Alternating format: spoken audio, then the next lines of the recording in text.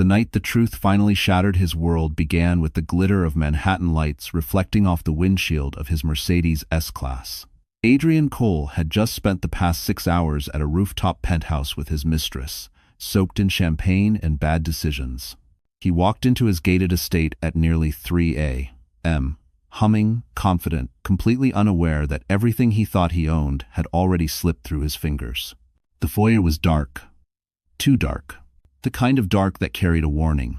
"Emily?" he called out, tossing his coat on the marble console table. No answer. His phone vibrated. A single text. From his realtor: "Congratulations, the buyer signed. Property officially transferred." Adrian frowned. Buyer? Signed? At 2:47 a.m. He stepped deeper into the living room and froze. The house was empty. Gone were the Mont Blanc pens he scattered across his desk. Gone were the leather-bound ledgers he loved to flaunt. Gone were his custom suits, his watch case, even the framed diplomas. The shelves were bare. The air felt hollow. On the kitchen island sat a single envelope, sealed with gold wax. His name written in his wife's handwriting. Adrian's pulse spiked. Emily never raised her voice, never argued. She endured everything: his cruelty, his absence, the rumors, even the mistress he believed she'd never find out about. Hands shaking, he tore open the envelope. Inside was a short note. "By sunrise, nothing here will belong to you, not even the past. I sold the house to someone who's been waiting a long time for this moment. He'll explain the rest." No signature. Just her wedding ring. A sudden knock at the front door echoed through the empty halls. Firm, cold, final. Adrian's stomach dropped. He wasn't expecting anyone. He opened the door, and the silhouette standing under the street lamp made his blood run cold. It was the one man he swore he'd never face again. To be continued. Emily Hart Cole had always been the kind of woman people underestimated. Not because she was weak, far from it, but because she had learned to move quietly through life, carrying her storms in silence. At 32, she worked as a children's book illustrator in a small studio overlooking the Hudson River. Her days filled with gentle colors, soft pencil strokes, and stories about kindness. But her own life had been anything but gentle. Her marriage to Adrian Cole had begun like something out of a glossy Manhattan romance. Adrian, the rising financial star, the charismatic strategist with a laugh that could fill a room, had swept her off her feet during a gallery event in Brooklyn. He told her she grounded him. He told her she was his peace. And she believed him. Everyone did. Adrian had a talent for selling dreams. But dreams turned to shadows within their first year of marriage. Business trips multiplied. Phone calls at midnight with his team. Missed anniversaries. Cold dinners reheated past midnight. And then came the girl's first rumors, then whispers, then undeniable proof. Still, Emily stayed. Not out of weakness, but because she believed in fighting for what she built. She believed in keeping promises, even when they grew heavy. And for a long time, she thought Adrian might remember the man he once pretended to be. But the last straw came 3 months ago. She had walked into his office to surprise him with lunch and found him laughing with his mistress, Serena Vale, perched on his lap like she owned the world. He didn't even look ashamed, just annoyed. "You should have texted," he'd said, completely unfazed. "This is business." Emily didn't cry then. She simply placed the lunch on his desk, turned around, and closed the door. She had learned long ago that Adrian only respected power, and silence could be power too. But she knew staying would destroy her, and she knew he would never let her leave cleanly. Adrian was the kind of man who collected dominance like medals. If Emily tried to walk away, he would strip her of everything: her home, her savings, her stability, just to remind her she was nothing without him. Except she wasn't nothing. She just hadn't shown him who she truly was. What Adrian never bothered to learn, because men like him rarely do, was that Emily came from a family with quiet influence. Her late father, Noah Hart, had been a respected real estate investor with properties across the East Coast and ties to several powerful board members. Emily had inherited far more than Adrian ever suspected: shares, trust accounts, and leverage he would never imagine. But she kept it hidden, because unlike Adrian, she didn't use money to control people. She used it to free herself. And when Adrian crossed the final line, when he humiliated her for the last time, Emily did not scream, beg, or negotiate. She planned. Quietly, strategically, precisely. She found a buyer for the house, one person Adrian despised more than any other man on the planet. A man he once betrayed in business. A man who had waited years for the perfect moment to strike back. Emily delivered it to him on a silver platter. And she did it with the calm of a woman who had finally stepped out of the fire. The night she handed over the house keys, she whispered to herself, not as a threat, but as a promise. This time, I choose me. Somewhere far from Adrian's selfish world, her new life was beginning. But before she could claim it fully, she had one last thing to do. Face the storm head-on. The Cole estate had always been a symbol of Adrian's arrogance. Perched on a quiet ridge overlooking the Hudson Valley, the mansion looked like something ripped from an architectural digest, spread manicured hedges, a circular driveway lined with imported stone, a front door framed by two towering lanterns that glowed like beacons of wealth. At night, the landscape lights washed the house in a soft golden hue, making it seem almost peaceful. Almost. But tonight, as a cold wind swept across the grounds and the lights flickered against the dark sky, the place felt less like a home and more like a battlefield, the kind where the loser didn't yet realize he'd already lost. Inside, the atmosphere was equally deceptive. The foyer, usually scented with Emily's lavender candles, now smelled of nothing but polished marble and emptiness. Gone were the soft throws she placed on the leather couch, the stacks of children's books she used for inspiration, the delicate mug she used to drink her morning tea. Every trace of her warmth had vanished, leaving behind a hollow, museum-like stillness. The kitchen, once the heart of the home, felt even colder. Adrian used to brag about the sub-zero fridge, the marble island big enough for 5 people to work on, the wine fridge stocked with bottles he couldn't pronounce. Now, all that stainless steel shimmered under the pendant lights like a series of silent accusations. Upstairs, their bedroom was stripped bare. The bed frame remained, but the quilt Emily had hand-stitched during their first year of marriage was gone. The bookshelf was empty, save for one single object left intentionally in the center, the wedding photo of them at the Brooklyn Bridge, the one Emily had once loved. The glass frame was cracked straight through the middle. Outside, the property seemed to hold its breath. The pool shimmered under the moonlight, untouched. The terrace chairs were neatly arranged around the fire pit that Emily used to gather around during summer nights. The garden she tended every morning, roses, lavender, rosemary, looked abandoned, the petals scattered like confetti from a forgotten celebration. And beyond the property line stood the thing Adrian feared most, the neighboring estate belonging to the one man he despised above all others, Hunter Lowell. Hunter, with his tailored suits and quiet power. Hunter, whose tech firm Adrian tried to sabotage 5 years ago in a failed hostile takeover. Hunter, who vanished from the social scene after the scandal, only to re-emerge even wealthier, more influential, and infinitely more patient. He lived just beyond the ridge, separated by a wrought iron fence and a long history of resentment. And tonight, when Adrian opened his door, it was Hunter who stood there, illuminated by the street lamp, like some uninvited omen. His presence alone shifted the air. This wasn't coincidence. This wasn't chance. This was a carefully orchestrated moment, and Emily had delivered it to perfection.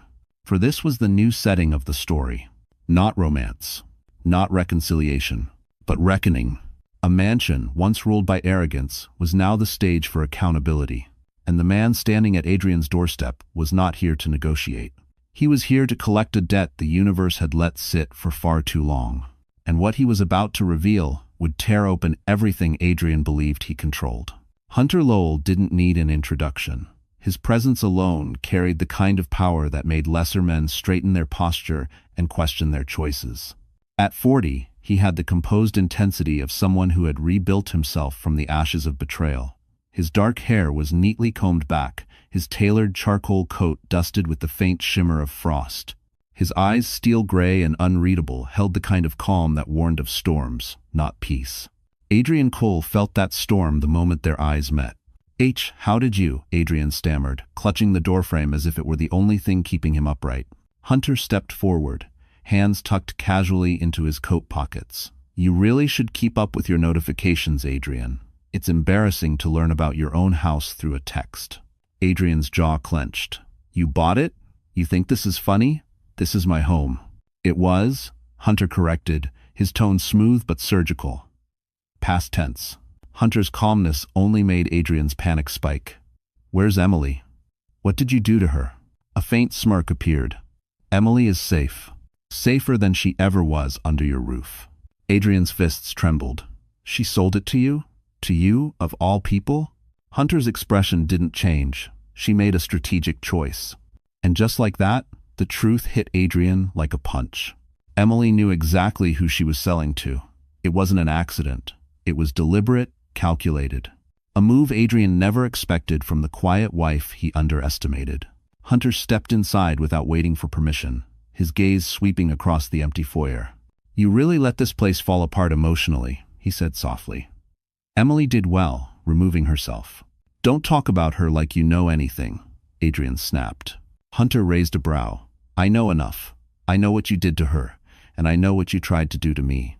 That made Adrian's breath hitch. Because Hunter was not simply a rival, he was a man with reasons. Very personal reasons. 5 years ago, Adrian sabotaged Hunter's first major tech acquisition by leaking false financial data. It nearly bankrupted Hunter's company, nearly buried his reputation. But Hunter survived quietly, rebuilding, quietly rising, quietly becoming a force far greater than the one Adrian tried to destroy. And he never forgot. Adrian swallowed hard. So, this is revenge. Hunter tilted his head. Revenge? No. Revenge is emotional. Then he leaned in, voice dropping. This is justice. In weather. Dulled from and weather. The word lingered in the cold air like smoke. You destroyed deals, reputations, trust, Hunter continued calmly. You hurt people who believed in you. Including your wife. Adrian barked a laugh, shaky, desperate. You don't know her. She wouldn't involve herself in this. Hunter slipped a folded document from his coat. She involved herself more than you realize. Adrian's heart pounded as he took it. A deed transfer contract. Signed by Emily. Hunter watched him unravel. She came to me herself, Hunter said quietly. Told me she wanted out. Told me she was done living in your shadow. Adrian's face drained of color. And she asked me, Hunter added, to make sure you finally understood what it feels like to lose something you thought you controlled. The edges of Adrian's vision blurred. Emily. Quiet, gentle Emily. The woman he thought he had broken beyond repair. Had just orchestrated the first move in a war he never saw coming. And Hunter wasn't finished. Adrian Cole prided himself on control. Control of his career, his home, his reputation, and especially his narrative. But control slipped through his fingers the moment he stepped outside his mansion and saw the black SUV pulling up the driveway, headlights slicing through the cold pre-dawn air. The door swung open, and out stepped Serena Vale. His mistress? Her heels clicked sharply against the stone walkway as she rushed toward him, her designer coat barely concealing last night's glitter. Her lipstick was smudged, her hair tousled. She looked every bit the secret he intended to keep hidden. Adrian, why didn't you answer your phone? I thought you. She froze when she saw Hunter standing behind him. The air snapped tight. Hunter's eyebrow lifted slightly, amusement flickering in his cold gray eyes. Well, he murmured, looks like the party is arriving in installments. Adrian felt heat crawl up his neck. Serena, go home. Now is not. But Serena never took orders well, especially when she sensed drama. Her gaze darted between the two men, then to the empty house behind Adrian. Why is everything gone? Why is your house stripped bare? Adrian, what happened? Are we? Not here, Adrian hissed, grabbing her wrist. Hunter smirked. Oh, don't stop her. She seems eager to clarify things. Serena jerked her hand back. What does he mean by clarify? Adrian, what is going on? She marched past Adrian and into the foyer. She stopped dead. Her voice cracked. Where are my things? Where's the necklace you gave me? Where's the Adrian? Everything's gone. Adrian followed her, helpless, angry, unraveling. Emily cleared the place out. She sold the house. Serena blinked, then laughed. No, she wouldn't do that. She's too soft. Too pathetic. Hunter stepped forward, voice dropping into something sharp. You severely underestimated her, both of you. Serena flinched at the tone, recognizing authority when she heard it. Adrian clenched his jaw. None of this concerns you, he snapped at Hunter. Oh, but it does, Hunter replied, pulling out his phone. Because the entire city is already talking about it. He tapped the screen and turned it toward them. A headline flashed across a news blog. Betrayed wife sells husband's mansion in secret midnight deal buyer is his corporate enemy. Below it was a photo of Emily, taken earlier that week as she walked out of a bank, serene and composed, a woman stepping into her power. Adrian staggered. How did this spread already? Hunter tucked his phone away. You live in a glass house, Adrian. And you've given people plenty of rocks. Serena's voice rose, shrill with panic. This makes me look like a homewrecker. I can't have my name out there like this, Adrian. Hunter's laugh was low. Oh, sweetheart, your name has been out there for months. Serena rounded on Adrian. Fix this. Fix it right now. But Adrian wasn't looking at Serena.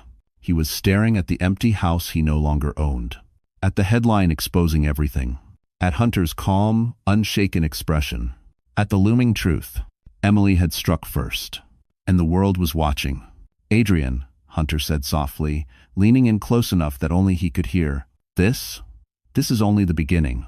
Adrian's breath hitched. Serena grabbed his arm desperately. Adrian, do something. But he couldn't. For the first time in his life, he had absolutely no control. And the next blow was coming faster than he could brace for it. Adrian Cole had always believed rock bottom was something that happened to other people, people without ambition, without polish, without the sharp instinct he prided himself on. But now, standing barefoot in his gutted living room while dawn crept over the valley like an unwelcome truth, he realized something terrifying. Rock bottom wasn't a moment. It was a free fall. And he was still falling. Serena sat on what used to be the staircase rug, knees pulled to her chest, mascara streaking down her cheeks. The picture of desperation. Adrian, I can't show my face anywhere, she whispered. Everyone at work already hates me. Now this headline? I'll never get hired again. Adrian didn't answer. He couldn't. His mind was spiraling too fast. Emily, Hunter, the midnight sale, the humiliation exploding online. How had he missed all of it? A sharp ringtone sliced the silence. Adrian snatched up his phone only for the blood to drain from his face. Incoming call, Parker and Wells Investments. His firm. His boss. His future? Adrian swallowed and answered. Mr. Parker, I can explain. Explain? The voice on the phone thundered. Explain why the board woke up to your personal scandal trending on every business feed? Why your wife sold your estate to an enemy who's been circling for years? Why investors are asking if your instability reflects on us? Adrian felt his chest tighten. This is a private matter. In our world, nothing is private, Mr. Parker shot back. You've jeopardized our credibility. Effective immediately, you're suspended pending review. Turn in your corporate devices within the hour. Dan bowed. The line went dead. Suspended. Adrian stared at the phone like it had betrayed him. Serena's voice trembled. Suspended? What does that mean for us? He didn't respond, because another notification popped up in email. Subject. Urgent, your account has been flagged. His bank. His stomach flipped. Another buzz. Another email. Another notification. Every one of them bad. Serena crawled closer. Adrian, talk to me. What's happening? He staggered toward the kitchen island, opened his banking app, and nearly dropped the phone. Several accounts. Frozen. One account. Seized pending investigation. One credit line. Terminated due to risk exposure. Emily, he whispered, gripping the island edge. She knew the financial connections. She planned this. Hunter's words echoed in his skull. This is justice. Serena's panic turned sharp. You told me we would be fine. You said you had everything under control. Adrian shot her a glare. I didn't expect her to. To think? Hunter's voice cut from the doorway. Both of them spun around. Hunter stepped inside with the casual confidence of someone who owned the ground he walked on. Which, technically, he now did. Don't blame her for your downfall, Hunter said, hands in his pockets. She simply stepped out of your shadow. Adrian trembled with fury. Stay out of my life. End quote. Your life, Hunter corrected, is currently being auctioned off piece by piece, and you haven't even seen the worst part. Serena whimpered. Worse? How could it get worse? Hunter lifted a brow. Your eviction notice will arrive by noon. New ownership means new terms. Adrian felt the floor tilt beneath him. Evicted. From his own house. Public scandal. Suspended. Accounts frozen. Enemy takeover. Hunter stepped closer, lowering his voice. "You thought humiliation was the end," he said softly. "It's only the middle." Adrian's breathing turned shallow, and Hunter delivered the final blow. "Emily wanted you to feel everything you made her feel, and she's only just begun." Emily Hart-Cole didn't run. She didn't hide. She didn't even watch the chaos unfold online, though her phone buzzed endlessly with notifications, messages, and thinly veiled pity from people who had once ignored her existence. Instead, she sat in a quiet corner of the River Cafe in Brooklyn, staring out at the East River as the morning sun shimmered across the surface like scattered diamonds. This cafe had always been her escape, a place where she sketched stories for children while sipping warm cinnamon tea. Today, though, she wasn't sketching. She was waiting. And she wasn't alone. Across from her sat Claire Hart, her older sister. The only person who knew the full truth. Claire tapped a glossy file against the table. "He'll come after you," she warned. "Adrian never accepts losing." Emily didn't look away from the water. "He didn't lose me today," she said softly. "He lost me years ago." Claire studied her, then opened the file. "I pulled everything you asked for. His offshore accounts, his shadow investments, the fake charity he used to hide assets. All the evidence is here." Emily finally turned. "Good, then we're ready." Claire exhaled. You know, most people in your situation would just leave. You don't need any of this. You have more than enough to disappear, start fresh." Emily smiled faintly. "I'm not doing this for revenge." Claire raised a brow. "Really? Because I saw the headline." "I'm doing it," Emily interrupted gently, "for closure." She meant it. Truly. For years, Adrian chipped away at her confidence until she stopped recognizing her own reflection. For years, he treated her love as currency, her loyalty as leverage, her silence as weakness. Selling the house wasn't the revenge. Watching him finally face consequences wasn't the revenge. Her revenge, if it could even be called that, was reclaiming her life. Claire leaned back. "So what's next?" Emily took a slow breath. "Next, I meet with Hunter." Claire's eyes narrowed. "I still can't believe you contacted him." Emily traced the rim of her mug. He understood what it felt like to be blindsided, betrayed, discarded. "And powerful enough to help you," Claire added. Emily didn't deny it. She didn't have to. Hunter Lowell hadn't just been a strategic buyer. He had been instrumental in setting the trap that exposed Adrian's financial corruption. And in return, Emily had given him the opportunity he'd waited years for. It wasn't romantic. It wasn't emotional. It was justice. And justice had a price, one Adrian was finally paying. Claire softened. "I just want to make sure you're safe." "I am," Emily assured her, "for the first time in a long time." But safety didn't mean peace. Not yet. Because Emily still carried one secret, one she had kept buried deep. Her hand slipped unconsciously to her stomach, pressing gently through her coat. She hadn't told Adrian. She hadn't told Hunter. She hadn't told anyone but Claire. And while the world thought she sold the house to punish her husband, the truth was much more delicate, much more fragile, much more dangerous. She wasn't fighting for revenge. She was fighting for a future, one growing quietly inside her. Claire noticed the gesture and placed a warm hand over Emily's. "You know he'll find out eventually," she whispered. Emily nodded. "Yes, but not today." Outside, the river glittered under the rising sun, calm, steady, unstoppable. Emily exhaled. "Today," she said softly, "is the day I finally stop being afraid."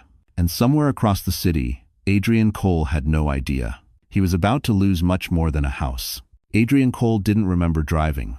One moment, he was standing in his empty mansion, chest tight, adrenaline burning through him like acid.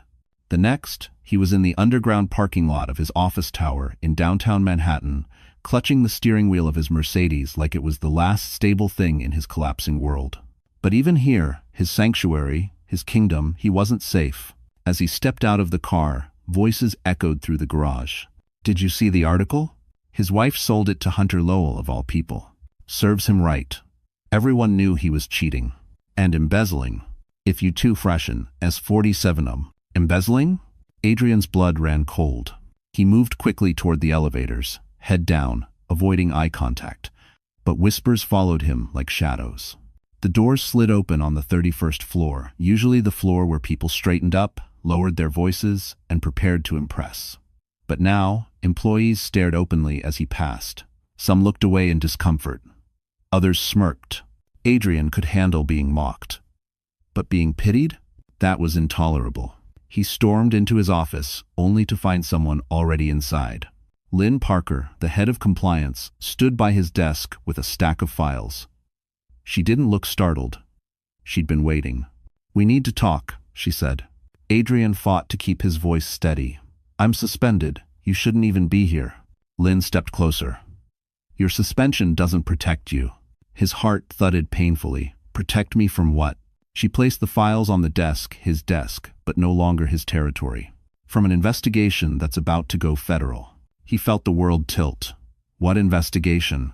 Lynn opened the top folder. "Your wife delivered evidence, bank transfers, offshore accounts, false invoices, everything the board suspected but could never prove." Adrian's mouth fell open.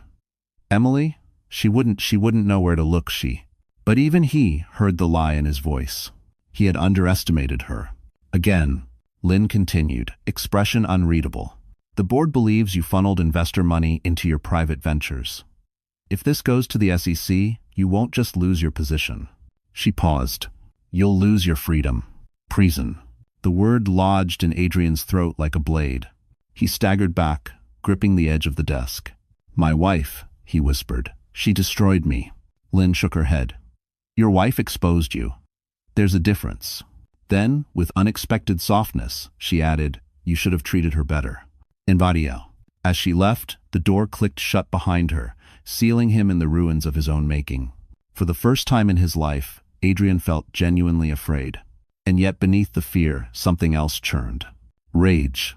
Burning, blinding rage. He grabbed his phone, fingers trembling, and dialed the one person he knew would answer. "Serena," he snapped when she picked up. "Pack a bag. We're leaving the city." "Leaving?" she shrieked. "Adrian, I'm not running from your mess. Everyone already knows my name." "Do what I say," he barked. "Emily is trying to destroy me. Hunter is helping her. I'm not going down alone." Serena hesitated. "What are you going to do?" Adrian looked out the window, the Manhattan skyline glimmering with cold indifference. "I'm going to remind Emily she was nothing until I chose her." His voice dropped to a whisper filled with venom. "And I'm going to take back everything she stole." He grabbed his coat. He couldn't realize that in this moment of fury, he had already lost the war. Because Emily Hart Cole was no longer the woman he controlled. And the next move belonged to her. Emily arrived at the downtown law firm precisely at noon, not a minute early, not a second late. She walked through the glass doors with a calm so controlled it bordered on chilling. Her navy coat fell elegantly around her, and her steps were steady, nothing like the trembling wife she used to be. Hunter Lowell was already waiting. He stood near the window, Manhattan sprawling behind him like a steel and glass cathedral. He turned when he sensed her presence, his eyes softening in a way they never did for anyone else. "You look different today," he said quietly. Emily offered a faint smile. "Different is good." Hunter motioned for her to sit, but she remained standing, hands folded neatly in front of her. "Before we discuss next steps," she said, "I need to tell you something." "He biz now." Hunter's expression sharpened. "You're not backing out?" "No," she replied. "I'm going forward, just not alone." He studied her for a beat, then his gaze dropped to her hands, delicate, trembling slightly despite her composure. Then realization flickered. "Emily," he murmured, "you're—" She nodded once. 8 weeks. Silence settled between them, thick but not painful. Hunter stepped closer, voice softer than she'd ever heard it. "Does Adrian know?" "No," Emily said, "and he won't." "Not yet." Hunter exhaled slowly. "That changes everything." "It changes nothing," she corrected gently. "This isn't about revenge anymore. This is about protecting a life." Hunter's jaw tightened. "Then Adrian is more dangerous than I thought." Emily's voice dropped to a whisper. "He already tried to track me this morning. My sister saw a black car outside her apartment." Hunter's entire demeanor shifted in an instant, calm sharpening into steel. "He won't get near you. I'll make sure of it." Emily didn't argue. She simply stepped forward and placed a sealed folder on the table, the folder from Claire. These are the final documents, she said. Everything needed to take this public. Hunter opened the folder. His eyebrows lifted. This is more than evidence, he breathed. This is a demolition blueprint. Emily swallowed hard. I'm done living quietly. If he wants to come after me, he'll be stepping into the light. Hunter met her gaze. You're braver than you think. For the first time in weeks, her eyes glistened. But she didn't break. She wouldn't, not when she had someone else to protect now. Before either could speak again, the conference room door burst open. Claire rushed in, breathless. Emily, Adrian's coming here. Emily's pulse spiked. Now? He stormed out of his office. Security saw him heading to the parking garage. Hunter's expression darkened. He thinks he can intimidate you. Claire nodded. He's furious. He thinks you leaked evidence to the board. Emily steadied herself. She had known this confrontation would come eventually, just not today.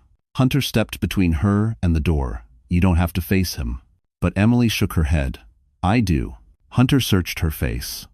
What he found there changed everything.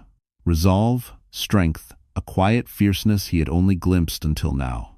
All right, he said, voice low, but you won't face him alone. If we not. He moved closer, not touching her, but standing near enough that she felt the unwavering certainty he carried. Outside the glass walls, the elevator dinged. Claire's voice trembled. He's here. Emily inhaled deeply. Her hand drifted unconsciously to her stomach. This wasn't just about justice anymore. This was about the future. And Adrian Cole was about to realize that the woman he underestimated was gone forever. The elevator doors slid open with a metallic hiss, and Adrian Cole stepped out like a storm contained in human form. His hair was disheveled, his tie crooked, his expression twisted in a fury that bordered on feral. Security trailed behind him, unsure whether to intervene or run. He didn't even glance at them. His eyes locked straight onto the glass-walled conference room where Emily stood with Hunter Lowell beside her. The sight made something inside him snap.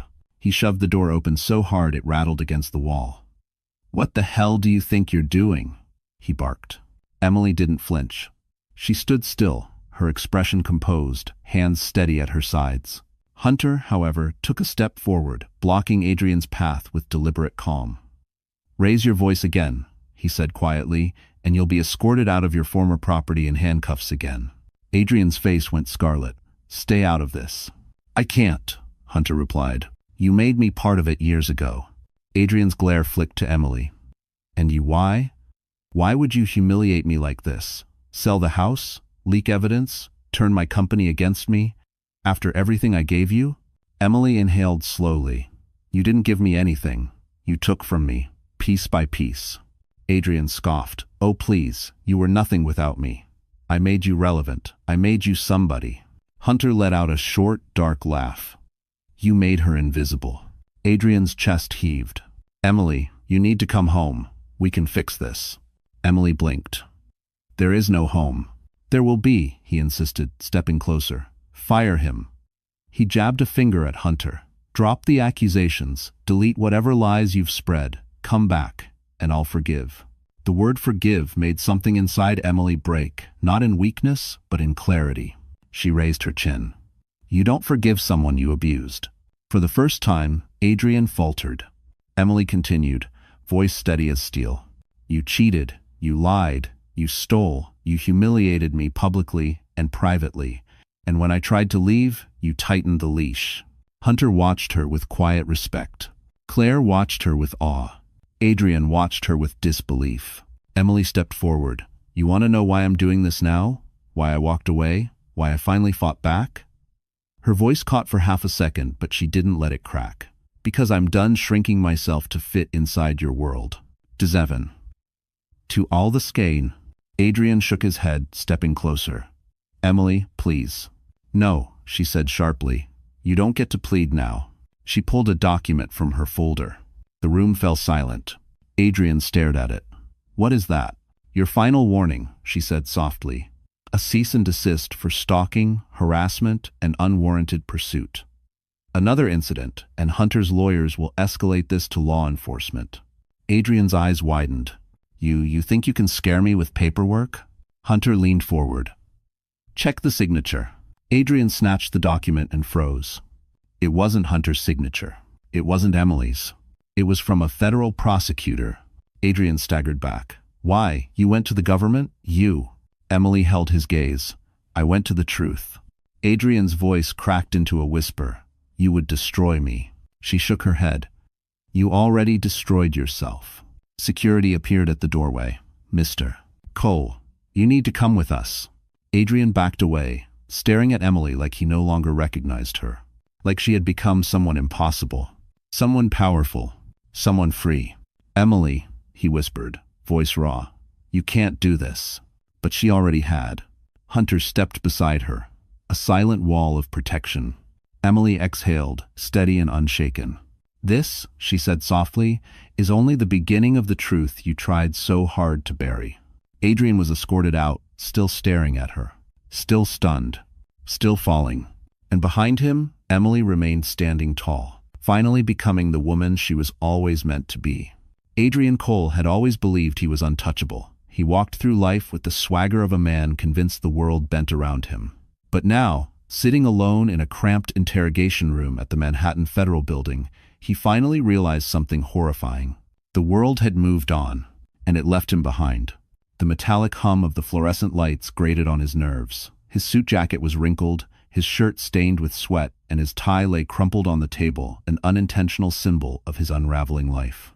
Across from him sat Agent Miriam Stone, a woman known for her cold efficiency. She flipped through a folder thick with documents, each page another nail in the coffin of Adrian's former life. You've been a busy man, Mr. Cole, she said. Adrian's voice cracked. These are misunderstandings. Business mistakes. Fraud, she corrected. Money laundering. False reporting. Tax evasion. 3 shell companies registered in the Caymans. A falsified charity fund. Offshore transfers linked to embezzled assets. Adrian swallowed hard. Those accounts aren't mine. She slid a page forward. Your digital signature says otherwise. He clenched his fists, but his voice trembled. Someone set me up. Agent Stone raised a brow. Your wife? Adrian froze. Emily Hart Cole, she continued calmly. Her documentation has been consistent, thorough, and fully corroborated. She didn't accuse you out of anger. She provided evidence you left behind. Adrian felt his chest constrict. She wouldn't, she couldn't. Agent Stone leaned back. Mr. Cole, your wife wasn't the weapon. She was the witness. He stared at the table, shaking. Agent Stone gathered the documents. You're not under arrest. Yet, but you will surrender your passports, report weekly, and refrain from contacting your wife or any witnesses involved. Witnesses? He echoed weakly. Multiple, she said, standing. People you should have treated better. When she left, the silence felt suffocating. Minutes passed. Then hours. By the time Adrian was released into the lobby, the afternoon sun had dipped into a dull gold. He reached for his phone. Only to find Serena standing there, arms crossed, expression cold. Where the hell have you been? She snapped. Adrian didn't answer. Serena's eyes were red. People are talking. I'm becoming a joke online. My influencer deals are gone. My job at the firm? Suspended. Everyone thinks I'm just your side project. You are my... Adrian stopped himself too late. Serena's jaw clenched. Say it. Serena, please. No, she cut in, tears streaking down her cheeks. I ruined my reputation for you. I defended you. I believed you when you said Emily was boring. That she held you back, that you deserved more. She shoved her phone into his chest. A photo glowed on the screen. Emily standing outside Hunter's building. Calm, radiant, strong. Serena hissed. You said she was nobody, and now she's the one everyone respects. Adrian's throat tightened. Serena, don't leave. But Serena had already stepped back. I'm not leaving, she said softly. You lost me long ago. You're the one who's leaving everything. She walked away without another word. Adrian watched her disappear through the revolving doors, swallowed by the city he once thought he owned. Now he owned nothing. Not his house. Not his job. Not his mistress. Not his reputation. And worst of all, not the woman who once loved him. Outside, sirens wailed in the distance. Adrian Cole sank onto a bench, hands trembling, breath unsteady. He finally understood. Emily wasn't destroying him. She was freeing herself, and he was simply the wreckage left behind. But the true blow? The one that would break him completely? It hadn't arrived yet. The evening air outside the river cafe carried a soft chill, brushing against Emily's cheeks as she stepped out onto the cobblestone walkway. She wrapped her coat tighter around herself, one hand instinctively drifting toward her abdomen. The world felt louder now, horns honking on the Brooklyn Bridge, distant sirens, the hum of city life. But inside, Emily felt an unsettling quiet, because everything she had planned was working too well. Hunter exited right behind her, phone pressed to his ear as he handled yet another legal flare-up involving Adrian. His voice was calm, measured, but she could sense the storm beneath the surface. When he hung up, he approached her slowly. "Emily," he said, "you should lay low for a few days." She nodded. "I know," but something in her tone made Hunter pause. "You're not telling me something." "I have thirst." Emily turned away, staring out at the shimmering skyline. "Hunter, when I handed you those documents earlier, I gave you everything I had." "I know," he answered gently. "No," she whispered. "Everything I had on Adrian." Hunter's eyes narrowed. "What do you mean?" Emily inhaled shakily. "There's something else, something I never told him, something I didn't want anyone using as ammunition." Hunter studied her face, seeing fear she had buried under layers of strength. "Emily, what is it?" Before she could answer, Claire burst through the cafe doors, breathless. Hunter, there's a problem." Emily's heart dropped. "What now?" Claire held up her phone with trembling hands. A headline glowed across the screen. "Cole Investments claims evidence was doctored wife under scrutiny." Emily's stomach knotted. No, that's not possible." "It gets worse," Claire whispered. She scrolled, revealing a video clip playing on every major business network. Adrian, standing at a podium, looking composed, looking strategic, looking rehearsed. "And lying? My wife," he said smoothly, "has been manipulated by a man with a vendetta. Evidence was falsified. Funds were placed without my knowledge. I plan to cooperate fully, but I ask the public to consider the possibility that Emily Hart Cole is not the victim, but the pawn." Emily's breath hitched. "He's flipping the narrative." Hunter's eyes darkened. "He's framing you." "Why?" Claire added, "and people are believing him." Emily staggered against the railing, the city's lights blurring. How? How could he twist this so fast? Hunter clenched his jaw. He had this prepared. He knew exposure was coming. He crafted a backdoor narrative. Emily pressed a hand to her stomach, panic rising like a tide. "Hunter, if they believe him..." "They won't," Hunter cut in firmly. "We won't let them." But his eyes told a different story. This wasn't just damage control. This was war. Claire swallowed. "There's more." Emily looked up, dread tightening her chest. "What?" Claire hesitated, then whispered what none of them expected. "Adrian filed an emergency injunction, claiming you're mentally unstable." The world tilted. "He's using your anxiety records from last year," Claire continued, voice cracking. "He claims you're emotionally erratic, vindictive, and incapable of rational decision-making." Emily paled. "He's trying to discredit me. Bach Speeder. I'm High Stealer." Hunter's fists tightened. "He's trying to destroy you." Emily could barely breathe. "If the court believes him..." "They won't," Hunter said fiercely. "I'll make sure of it." But Emily knew the truth. Reputation was fragile, and Adrian still had influence. Her vision blurred. "I never wanted this to escalate like this." Hunter caught her shoulders, grounding her. "You didn't escalate anything. You exposed the truth. And he's reacting like guilty men always do." Emily nodded weakly. But deep down, she knew something awful. Adrian wasn't done fighting, and he hadn't yet discovered her biggest secret. If he ever did, everything she'd built could crumble in one devastating blow. Emily didn't sleep that night. She lay awake in Claire's guest bedroom, staring at the ceiling as the weight of Adrian's counterattack pressed down on her chest like a stone. Every headline, every tweet, every message, questioning her sanity, felt like a knife twisting slow and deep. But the worst part wasn't the public. It was the silence from inside her own body, the kind that came from fear, stress, and the fragile life she hadn't told the world about yet. At dawn, Claire found her sitting on the floor, back pressed against the wall, hands wrapped around her stomach. Claire whispered, kneeling beside her. "Talk to me." "I'm okay," Emily lied. Claire touched her arm gently. "You're shaking." Emily finally exhaled, voice small. What if he wins? What if the court believes him? What if he takes everything again? Claire cupped her face. Listen to me. Adrian's playing dirty because he's losing. That's what cowards do when they're drowning. Emily nodded, but fear still clung to her like a shadow. Before Claire could say more, the doorbell rang. Emily tensed. Who? It's Hunter, Claire said, checking the window and relaxing slightly. He looks intense. If you can't daughter, Hunter always carried a quiet power, but this morning he radiated something sharper, controlled anger, calculated determination. He stepped inside without waiting for an invitation, eyes immediately finding Emily. You need to pack a bag, he said. Both of you. Emily blinked. Why? What happened? Hunter handed her a tablet. A video loaded. A reporter stood outside Adrian's former mansion, interviewing a neighbor. The man looked uncomfortable, but spoke anyway. I always thought Emily was fragile. She cried a lot.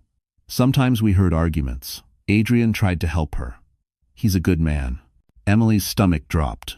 The reporter pressed, Did she appear unstable? Yes, actually. Emily's vision swam. He's lying. I never spoke to him. I don't even know him. That's the point, Hunter said grimly. Adrian is paying people to paint you as unbalanced. He's building a case. Claire cursed under her breath. He's setting her up. End quote. Hunter nodded. And he's escalating. I had a contact in the courthouse send me something. He pulled out another document. An emergency petition, filed by Adrian, seeking a mental competency evaluation for Emily. Emily covered her mouth to keep from screaming. He wants to make me legally unstable. He wants to unmake your voice, Hunter corrected. Claire paced. Judges can deny this, right? Right? Hunter hesitated. Usually, but Adrian named your anxiety diagnosis, and he filed it under the guise of concern. Emily's breath caught. He's using my vulnerability. Hunter knelt in front of her, voice dropping to a gentler register. Emily, you need to get somewhere safe, somewhere he can't track you. Track me? She whispered. He wouldn't. He already tried, Hunter said. I confirmed your phone was pinged. He's tracing your movements. Claire put a hand over her mouth. My God. Emily felt her heartbeat slam against her ribs. Hunter, what do I do? We go somewhere he can't manipulate you, he said. Someplace private, controlled, safe. Emily looked up at him, eyes shining with fear. I didn't want any of this. I know, Hunter said softly, but Adrian pushed you past the point of no return. Emily wiped her eyes. Where are we going? Hunter stood, offering his hand.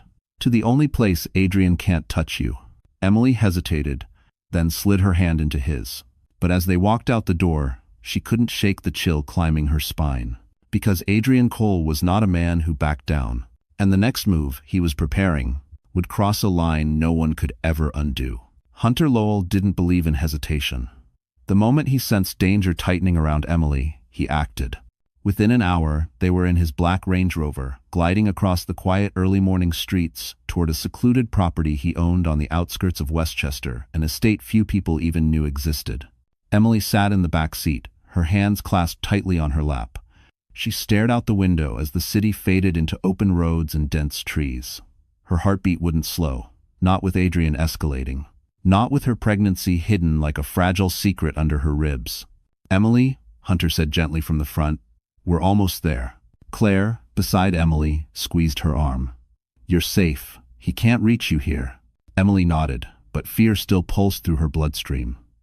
I'm not scared for myself, she whispered. I'm scared he'll hurt someone trying to get to me. Hunter's grip tightened on the steering wheel. He won't get close enough. They reached the safe house 10 minutes later. It was nothing like Hunter's sleek Manhattan penthouse. This place was quiet, tucked behind tall wrought iron gates. A stone path wound toward a warm, lantern-lit cottage surrounded by towering oaks. It felt peaceful, protective, almost healing. Inside, the cabin smelled faintly of cedar and old books. A fire crackled in the hearth. Hunter motioned for her to sit. Emily, he said, lowering his voice, I have surveillance here. If Adrian tries anything, we'll know. Emily sank into the armchair, finally feeling a small measure of safety. But safety was fragile, especially when the past refused to stay buried. Claire emerged from the kitchen, holding 3 mugs of tea. We'll figure this out, she reassured. But before Emily could answer, Hunter's phone buzzed sharply. He checked the screen and froze. "What is it?" Emily asked, sitting upright. Hunter's expression darkened. "It's Adrian. He just filed another petition." Claire's voice cracked. "For what this time?" Hunter swallowed, jaw clenched. "For emergency access to your medical records." Emily felt the room tilt. "He can't do that. He has no right." "He's claiming you're a danger to yourself," Hunter said. "He wants a judge to grant him access so he can use your past anxiety treatment as ammunition." Emily pressed a hand to her stomach. "He's trying to take everything. Again." Hunter crouched beside her. "We're fighting it. I've already contacted an attorney." Emily's breaths came uneven. "If he gets those records, if he finds out I'm pregnant," Claire gasped softly, "he'll use it against you." "He'll do worse," Emily whispered. "He'll try to claim custody." Hunter lifted his gaze to Claire, then back to Emily. "He won't get that far, I promise." Before anyone could respond, a sudden ping echoed through the room. Emotion alert. Hunter grabbed his tablet. His surveillance feed flashed. Gate sensor triggered, unauthorized vehicle detected. Emily shot to her feet, heart slamming in her chest. "He found us?" Hunter scanned the footage, then exhaled in shock. "It's not Adrian." Claire blinked. "Then who?" Hunter turned the screen.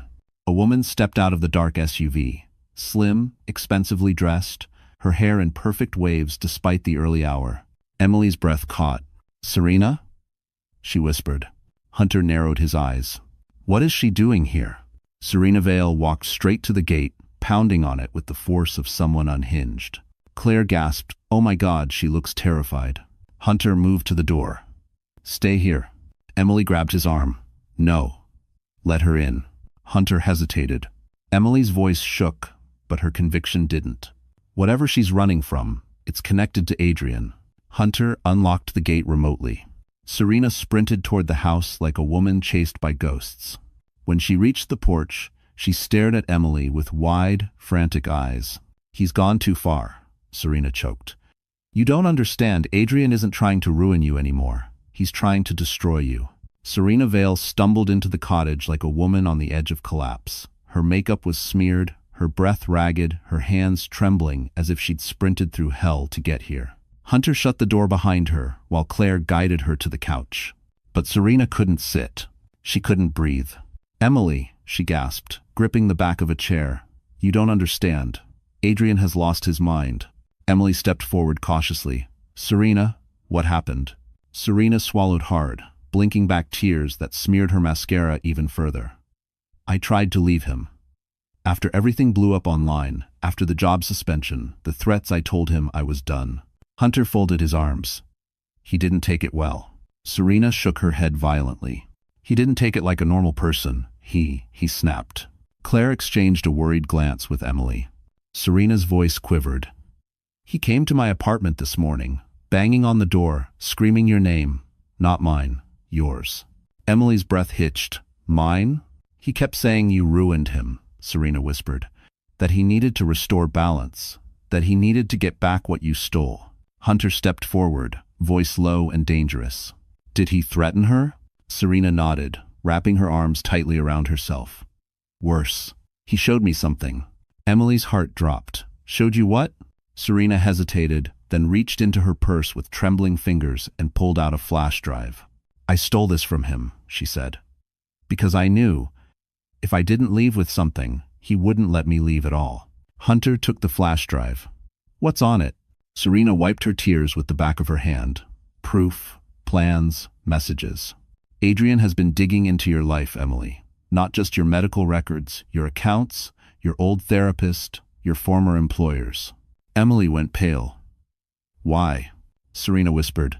"Because he isn't trying to win in court anymore. He's trying to erase you." Hunter's eyes flashed with fury. "He's building a narrative to destroy her credibility permanently." "More than that," Serena said shakily. "He hired someone." Emily's pulse kicked. "Hired? Someone?" "A private investigator at first," Serena said, "but then someone else. Someone who doesn't do legal work." Claire froze. "Are you saying?" Serena nodded slowly. "Yes." Emily's knees weakened. Hunter caught her before she fell. Serena continued, words spilling out like poison. "He said, if the system won't silence you, force will." He even showed me emails, coded messages, payments routed through burner accounts. Emily pressed a hand over her mouth, trembling. No, he wouldn't he? But Serena cut her off with heartbreaking certainty. Emily, he already did. A suffocating silence filled the room. Hunter was the first to move. He slid the flash drive into his laptop, and the screen illuminated with folders, dates, receipts, surveillance screenshots, GPS logs tracing Emily's movements. Claire gasped. He was stalking her. Emily clutched her stomach, fighting a wave of nausea. Hunter scrolled deeper, jaw tightening with every file. Encrypted messages. Bank transfers. A photo of Emily leaving her doctor's office. Hunter froze. Emily, his voice cracked in a way she had never heard. He knows. Emily's heart stopped. Knows what? Hunter turned the screen toward her. A single line glowed. Pregnancy confirmed. Acquire leverage. Emily's breath shattered. Claire covered her mouth, tears welling. Serena whispered, voice trembling with regret. I didn't know he would take it this far. Emily, he doesn't just want to destroy your name. Why? Her next words chilled the room. He wants the baby. Emily collapsed back into the chair, the world spinning violently. Hunter stepped in front of her, voice steady but burning with rage. He will never touch her. Or that child. Serena nodded frantically. That's why I came. Adrian is unhinged, Emily. You need to disappear before he makes his next move. Emily swallowed hard, tears slipping down her cheeks, not from weakness, but from the terrifying clarity of what was now at stake. Her freedom wasn't the target anymore. Her unborn child was. And Adrian Cole had become something far darker than a vengeful ex. Emily had never known terror like this. Not when she found Serena in Adrian's lap. Not when she walked out of their home for the last time. Not even when her entire life exploded online. But nothing compared to the moment she saw that line on Hunter's laptop. Pregnancy confirmed. Acquire leverage. A cold, consuming fear wrapped around her spine. Hunter knelt in front of her, hands steady on her knees. Emily, hear me. He's not getting near you. Or the baby. Not now. Not ever. Emily shook her head, staring blankly at the screen. He knows, Hunter. He knows. Serena stepped closer, guilt written all over her face. I'm so sorry. I didn't know he was always calculating, always cold, but this is monstrous. Claire wrapped an arm around her sister. Breathe. We're here. You're not alone. If you wanted the question. But Emily felt anything but safe. Her pulse raced, her palms shook, her mind spiraled into every dark possibility Adrian could unleash. He'll go to court. Emily choked out. He'll say I hid the pregnancy, that I'm unstable, that he won't get that chance, Hunter said, standing abruptly, energized by fury. I've already called a security detail. They'll be here in minutes. Emily flinched. Security? Hunter, this is not a corporate dispute. This is my life. Very 7. Thank you for watching. And that's exactly why I'm not taking risks, Hunter replied. Adrian has money, connections. I've dealt with men like him before they push until someone pushes harder. Serena swallowed. He's unraveling. He told me last night that he built you, that he could take you back. Like you were some investment he lost. Emily closed her eyes. He never saw me as a person, just property. Hunter's jaw tightened. Then it's time you stop playing defense. Emily met his gaze, shaken. Defense is all I have left. Not anymore, Hunter replied, because now we fight back strategically. He grabbed the flash drive and plugged it back in. We collect every file, every message, every threat. Then we take it somewhere Adrian can't twist, bury, or charm his way out of. Where? Claire asked. Hunter turned, eyes dark with purpose. To the district attorney. Emily's breath caught. But what if they don't believe me? Adrian is already flipping the narrative. People think I'm unstable. Because you've been quiet, Hunter said gently. But when the truth speaks, Emily, it speaks loudly. Serena stepped forward. And I'll testify. I'll tell them everything. I don't care what it costs me. Emily stared at her, stunned. Serena, he'll come after you, too. Serena laughed bitterly. He already did. I'm done being afraid of him. A loud chime interrupted them, the front gate camera. Hunter strode to the monitor. A black car idled outside. Not Adrian's, but close enough that Emily's heart seized. Is it him? She whispered. Hunter zoomed in. No, it's my security team. Relief crashed over her like a wave, and she sagged back into the chair. Hunter opened the door as two former federal agents approached, professional and stern. "This is Emily," he told them. "She is not to be left alone under any circumstances." The taller agent nodded. "Understood." Emily held her stomach, exhaling shakily. "So, what happens now?" Hunter crouched again, voice softening. "Now you take back control, not just of the case, but of your life." Emily felt a flicker of something she hadn't felt in months. Strength. Real, rooted strength. Hunter extended his hand. "Emily Hart Cole," he said, "are you ready to fight?" She placed her hand in his. Not trembling. Not hesitant. Not afraid. "Yes," she whispered. "For my child, I'm ready for all of it." End quote. End quote. But none of them knew. Adrian Cole was already making his next move. And this one would strike at the heart of everything she'd just vowed to protect. Adrian Cole stood in the dimly lit back office of a downtown bar, a place he once used for private celebrations, not secret meetings. His reflection in the cracked mirror looked unfamiliar. Red-rimmed eyes, disheveled hair, the wild desperation of a man clinging to the last thread of control. Across from him sat a man known only as Ridge. End quote. Not a friend, not an associate, a fixer. The kind hired when a person had run out of legal options and sanity. Ridge flicked ash into a tray. "You sure you want to go through with this?" Adrian's jaw clenched. "She's destroying my life." Ridge smirked. "No, man. She's just telling the truth. You're destroying your own life." Adrian slammed his fist onto the table. "I want leverage. I want her scared. I want her silent." Ridge raised a brow. "And the kid?" Adrian froze. A dangerous glint flashed in his eyes. "That child," he whispered, "is mine. And she hid it from me. She doesn't deserve it." Ridge studied him for a moment, then leaned back. "You're not paying me enough for a kidnapping." Adrian stiffened. "Who said anything about—" Ridge cut him off. "Relax. I'm not stupid. But you want pressure? Fine. I can get you information. Access. Locations." Adrian exhaled shakily. "Good. Do it." But he never noticed the small device blinking beneath the table. A listening bug, planted earlier, by someone who knew Adrian would panic. Someone who understood his patterns better than anyone else. Back at the safe house, Hunter Lowell checked his tablet as a soft chime sounded. The transcription feed appeared instantly. Adrian Cole. "She doesn't deserve the child." Ridge. "You're not paying me enough for a kidnapping." Hunter's expression turned to ice. Emily, sitting across from him, felt her entire body go cold. He's escalating? He's losing control," Hunter said. "And men like him get dangerous when they feel powerless." Claire covered her mouth. "We need to show this to the DA." "We will," Hunter replied. "But there's more." He tapped the screen. A live GPS feed lit up. A blinking red dot. Adrian's car. Emily's pulse spiked. "Is he coming here?" Hunter enlarged the map.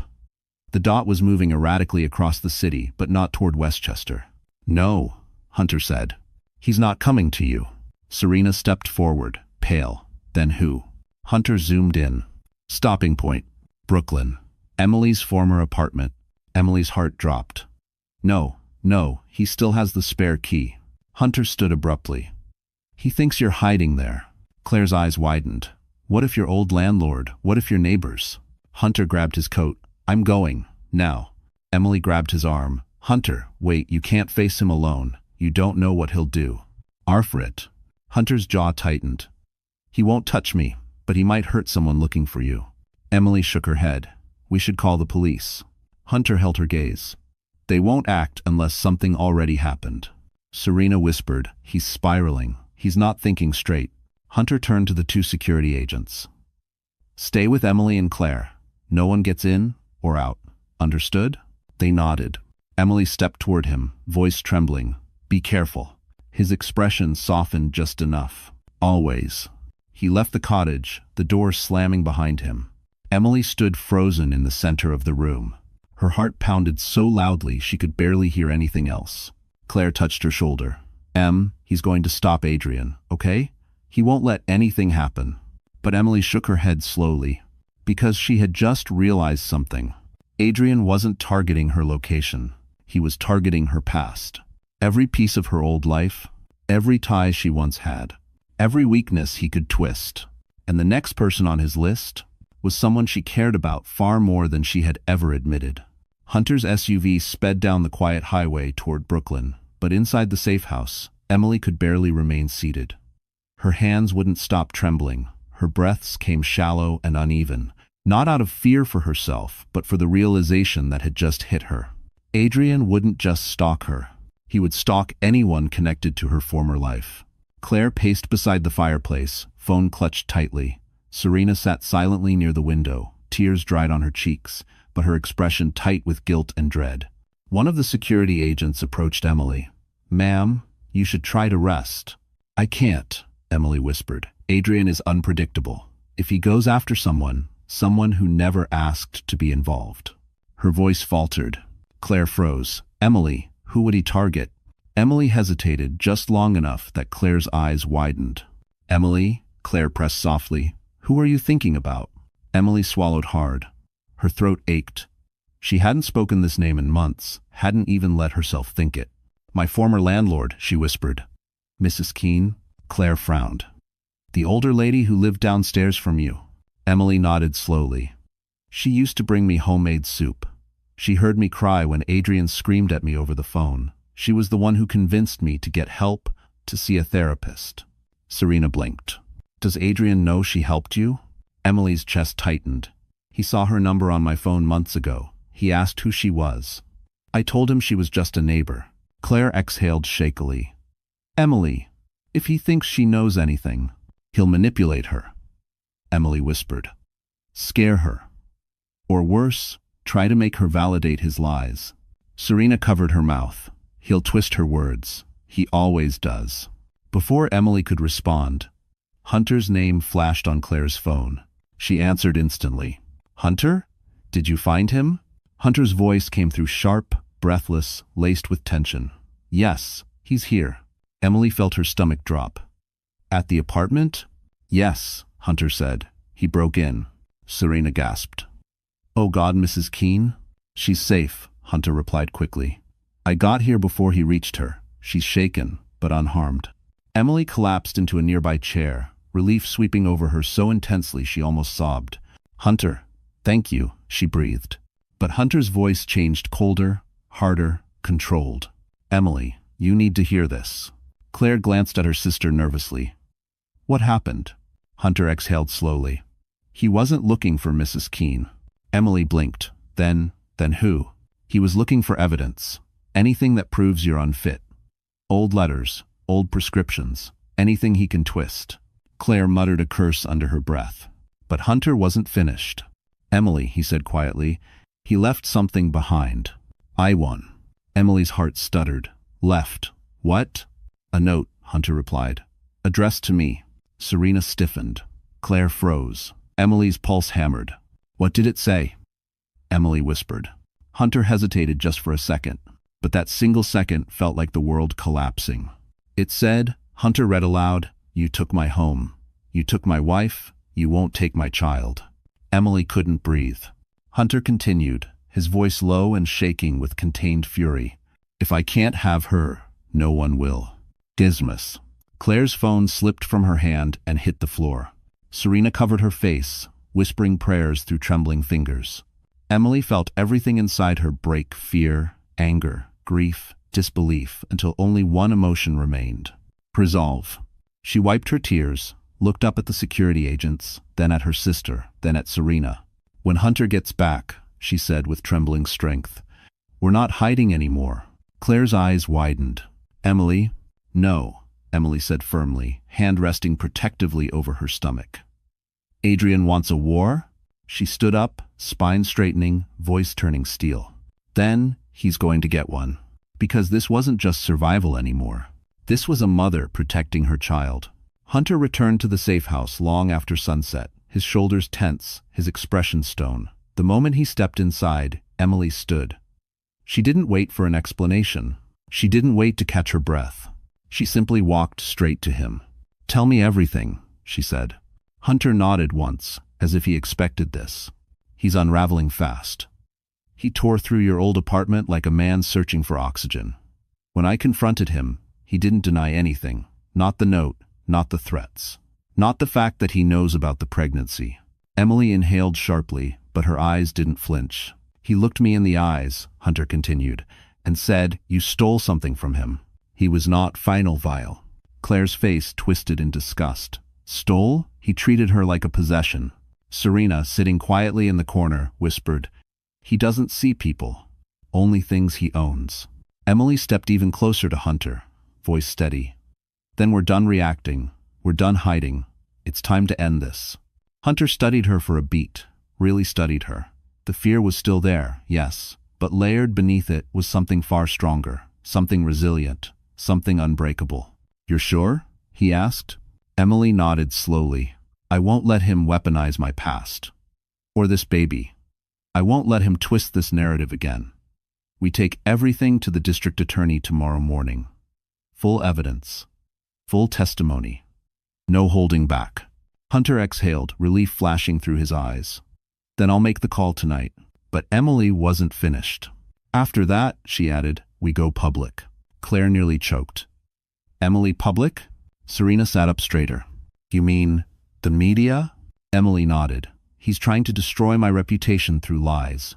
The only way to stop a narrative written in the dark is to expose the truth in the light. Hunter hesitated. Once it goes public, there's no turning back. I don't want to turn back, Emily replied. I want my voice, I want my safety, I want my child's future. Silence settled in the room, not heavy, but electric, charged with the beginning of her rise. Hunter stepped toward her until they were inches apart. If we do this, you'll have to stand in front of cameras, reporters, strangers who will analyze every word. Are you ready for that? Emily held his gaze. I wasn't ready to leave Adrian. I wasn't ready to fight this hard. I wasn't ready to do any of this. She touched her stomach gently. But I'm ready now. Claire teared up silently. Serena looked away, ashamed she ever stood beside Adrian. Even the two security agents exchanged looks of respect. Hunter nodded once, slow, deliberate. Then tomorrow morning, we bring everything. Financial proof, the flash drive, the recorded conversation, the break-in photos, and his written threat. Emily squared her shoulders. No more letting him rewrite my story. Hunter stepped aside and motioned her toward the dining table. Then we start preparing your statement. Hours passed. Emily practiced the truth, her truth out loud. The fear didn't vanish, but it transformed, hardened, sharpened, became purpose. Hunter watched her. Something unspoken in his expression. Not pity, not sympathy. Admiration. Claire whispered at one point, "You sound like someone who already won." Emily allowed herself a small smile. Not yet, but soon. Just after midnight, Hunter's phone buzzed. A text. He froze. Emily's heart jumped. What is it? Hunter turned the screen toward her. A single message from an unknown number. Enjoy your last night. Tomorrow, everything changes. A.C. Emily's blood ran cold. But instead of fear, something else rose in her chest. Fire. She looked at Hunter. Then tomorrow, she said softly, we end this. Because Adrian wasn't the only one who could change everything in a single day. Emily could too. Morning broke over Manhattan with the kind of cold, blue clarity that felt like a warning or a promise. Emily stood outside the district attorney's office, flanked by Hunter, Claire, Serena, and 2 federal agents. Her breath formed soft clouds in the winter air, but her resolve felt solid as steel. Hunter touched her elbow gently. Last chance to turn back. Emily shook her head. No more running. Today, Adrian learns I'm not his shadow. They stepped inside. The DA's team was already waiting, conference room prepared, files organized, camera equipment set for the official statement. Emily sat at the head of the table. Not Hunter, not the attorneys. Here. As if the universe finally reflected who the real center of this story was. The DA entered, offering a respectful nod. Mrs. Cole, thank you for coming forward. We've reviewed the initial evidence. It's extensive. Emily inhaled. There's more. Hunter placed the flash drive on the table. Threats, surveillance, attempted coercion. A recorded conversation with a fixer discussing leverage over Emily's pregnancy. And with The DA stiffened. Pregnancy? Emily touched her stomach gently. Yes. The DA exchanged a dark look with his team. Then protecting you becomes a federal priority. Before they could continue, the door burst open. Security rushed in. Sir Adrian Cole is in the lobby demanding to see his wife. Emily went pale, but the DA raised a hand. He won't be seeing anyone. A moment later, shouting erupted from the hallway. Adrian's voice loud, frantic, unhinged. Emily, Emily, open this door. You ruined me. You stole everything. Hunter moved protectively toward the door. Claire grabbed Emily's hand. Serena flinched. Adrian's voice cracked through the walls, rage vibrating with desperation.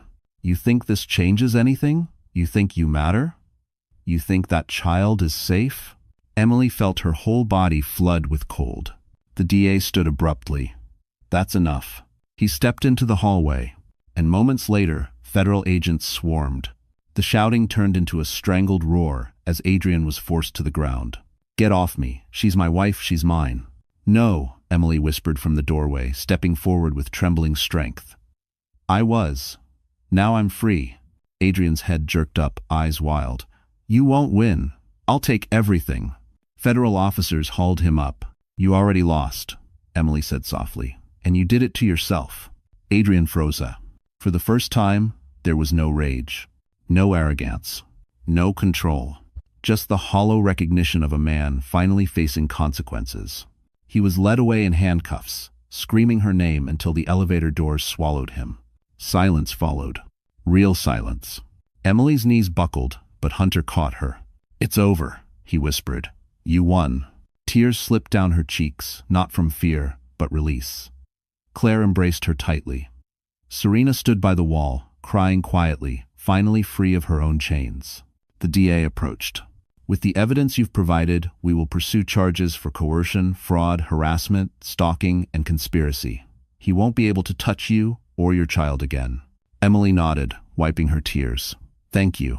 Hours later, after statements were finalized and protection orders were secured, Emily stepped outside into the winter sunlight. The city felt different. Wider, brighter, free. Hunter joined her on the steps. What now? He asked softly. Emily looked out at the skyline. Now, I start over, on my terms. Hunter hesitated, then offered his hand. Not demanding, not expecting, inviting. Emily took it, and for the first time in her life, it didn't feel like surrender. It felt like a beginning, a real one. She rested her other hand on her stomach, feeling a small, steady reassurance. Her child would grow up safe, loved, protected, because she fought for that future bravely, fiercely, completely. Emily Hart Cole walked down those courthouse steps not as a victim, but as a survivor, a mother, a woman who reclaimed her life. And Adrian Cole? He disappeared into a justice system he could no longer manipulate. The ending was not poetic. It was not dramatic. It was simply right. Exactly the ending he earned. Exactly the freedom she deserved. And the story closed fully, firmly, beautifully right here. You're still here with me, aren't you? And if you made it all the way to this moment, then something in Emily's story touched your heart in a quiet, honest way. Maybe it reminded you of your own strength. Maybe it showed you that even in the darkest seasons, you're allowed to choose yourself. You know, the Stoics said something beautiful. What stands in the way becomes the way. End quote. Marcus Aurelius wrote that not to sound wise, but because he understood pain and the courage it takes to rise from it. Emily's journey reminds us that healing isn't loud. Healing is the moment you decide your peace matters more than someone else's chaos. And maybe tonight, you needed to hear that too. So before you go, just take a breath with me. You survived so much more than you give yourself credit for. And like Emily, you deserve a life where you're seen, respected, and free. If this story touched you even a little, do me a small favor. Hit the like button, share it with someone who needs strength today, and subscribe so you don't miss the next story that might speak to you exactly when you need it. We're here, together. And this is just the beginning.